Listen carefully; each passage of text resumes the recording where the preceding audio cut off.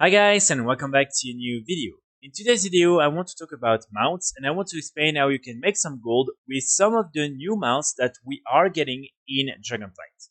So unfortunately with Dragonflight we are not getting any mounts that you can actually sell directly on the auction house, at least for now. But there are a few mounts that require some materials in order to either complete some quests or to kind of craft the mount. And these different materials are things that you can farm and then sell on the auction house. So what I'm going to talk about in today's video are all these different materials. So we have three mounts today that we're going to talk about. The first one, as you can see, is the Temperamental Skyclaw. This one you can buy it from the vendor Zonwogi. Then there is the Onaran, the Divine Kiss of Onara. This one is from a quest, and this is also something you can get in the Onaran Plains. And finally, you have Lizzie, the Turnerspine Jumper, and this one is also a quest. So in order to get all these different mounts, as I mentioned, you need a lot of the different materials, and you can make quite a lot of gold by farming all these different materials. So let's start with the first one, which is, in my opinion, really the most interesting one, and it's going to be the Divine Kiss of Onara. So in order to get the Divine Kiss of Onara, you will need to get some of these Exultant Incense. These incense are very interesting because basically in order to craft these different incense, you will have to have an alchemist, to have reached 50 in Dragonflight Alchemy, and also to have unlocked the recipe. And in order to buy the recipe, you need to have reached Renown 22 with the Marix Centers.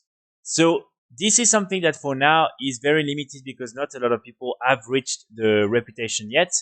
But as soon as you reach this reputation, if for instance you don't have yet a profession, I would definitely recommend you to get alchemist just so you can craft this item.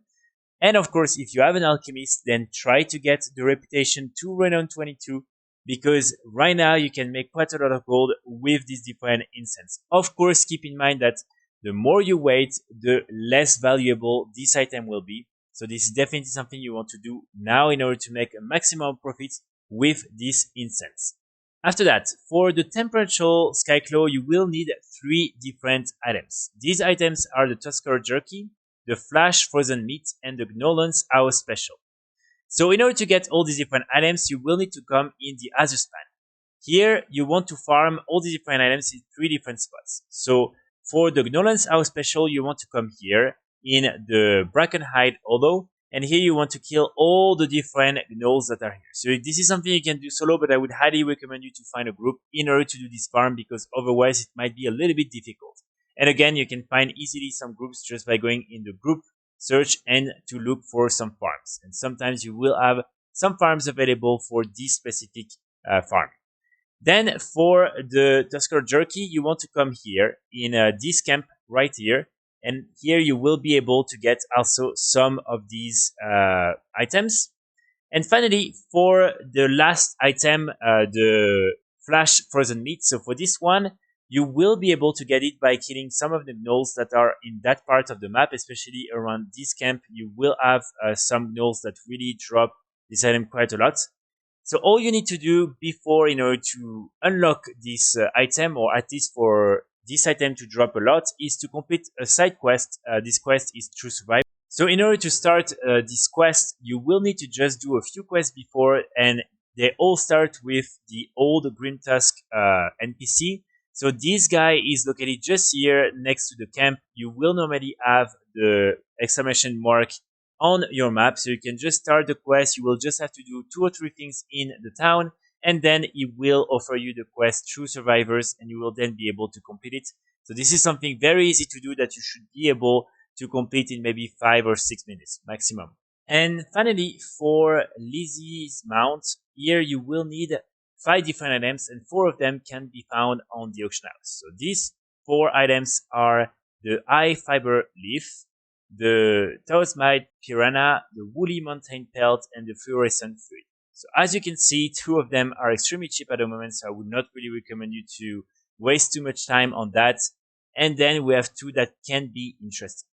So for the Eye Fiber Leaf, the easiest way to get some is to kill a lot of the different plants, mobs that are in that part of the Onaran Plains, in the Emerald Gardens, or also here.